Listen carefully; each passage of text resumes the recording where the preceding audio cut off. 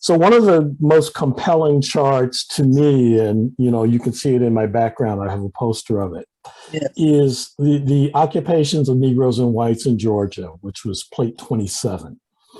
I like to call this a fan chart. It's not quite a pie chart, but it has aspects of a pie chart. And to me, it's very striking in that you can compare two sets of data in this striking way. In this case, they used, African Americans at the top and white people at the bottom. And you can compare using the proportions of the fan, if you will, what kind of occupations people had. So for example, you can see the red wedge is, agricultural and fisheries. Mm-hmm. So you can see, again, back in, the late 1800s and 1900s, we were still a largely agrarian society. Yeah. And you can see the proportion of whites and Black people were almost the same doing that kind of work. But the other one that also stands out to me is the yellow wedge, which is domestic and personal service, right? Back in 1899, 28% versus 5.5%. So you can see that difference. Mm-hmm. You can also see the difference in professions, right? 4% versus, it's vanishingly small.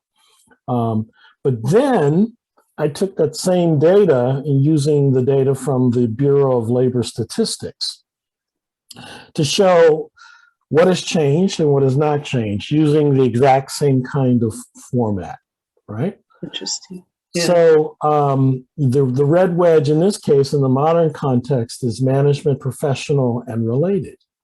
31.8% for African Americans and 41.4% for whites.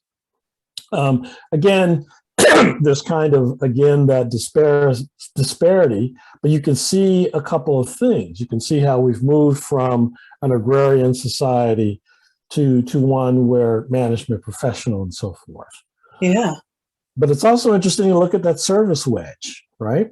23.8% in 2018 versus 28% in 1899. How much of a difference? But also whites have increased in that area as well, 5.5% versus 15.9%.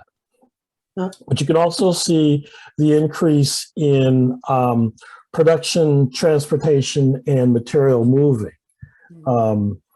That's 16.3% for African Americans versus 11.3%. So to me, this is, the format that they used was compelling, and it's just as compelling using the modern data. Yeah, it is, even, despite what folks might have to say about pie charts and our circles. Right. It's not a pie chart, so there. It's a fan chart. It's not a pie chart. Compelling, and it's beautiful. Correct. So much so that I actually wrote a tool to make fan charts. Wow. So if you have your data, you can make your own fan charts, and I've got the tools there. Which I want to also make this point. All of my tools in data are open source, meaning that you can go on GitHub, take a look at it. You can look at the code. You can look at the data behind it. You can grab it and you can use it for your own purposes.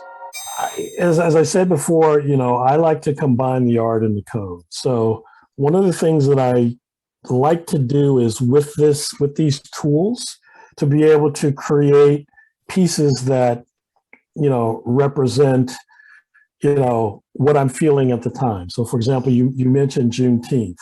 I'm going to share my screen again, if you don't mind. I don't mind. I'm excited.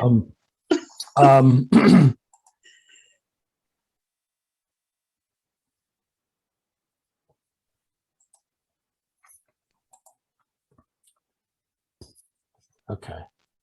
So one of the things I did is, you know, when Juneteenth became a thing, I said, all right, let's build the flag that's there.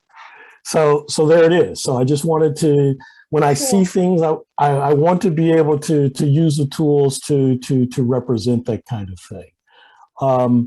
A couple of other thing that I want to show you is. I love that. Is that in your GitHub? I guess it's going to be on. Yeah. Okay. Yeah. They're all there. So here's another one that I call American diptych.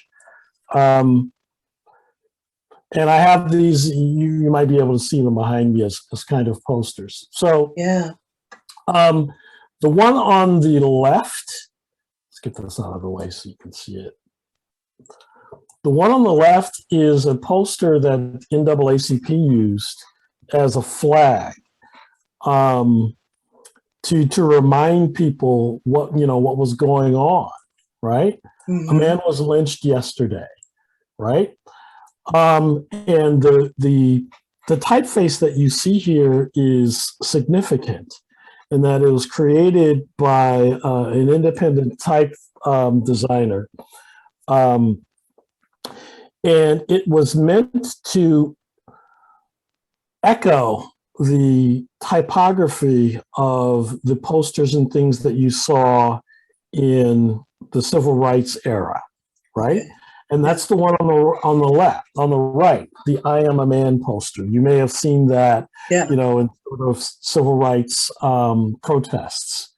And he built this typeface to represent that and to echo that. In fact, he's also written a typeface to echo the Du Bois work as well, called William. So using these typefaces and using the tools that I have, I'm able to, you know, represent things that are important, right? Let me show you one other sort of art piece, if you will, that I did. Let's see.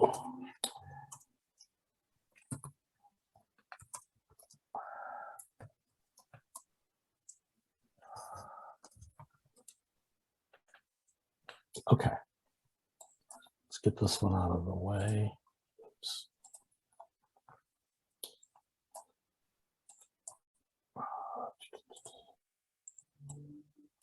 This is one I call middle.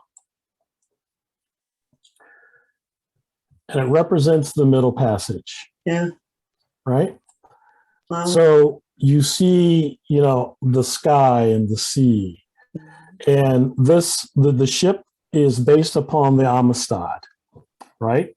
Yeah. So that is modeled directly from the Amistad, the famous slave ship. Yes. But you also see the trail of blood, representing, you know, the loss of going from the homeland to the new land, right? Yeah. This is a very simple work, if you will, simple geometric shapes and that kind of thing. But to me, it gives the impression and it shows the pathos of what was going on, you know, to my forebears. So, you know, that's powerful. Right.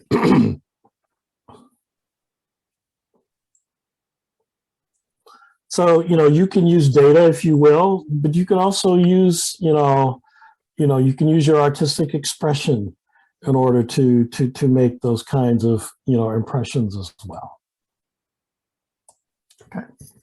Awesome. So I just wanted to show you some of the other work is not just all data related as well. Yeah, thank you for putting those up.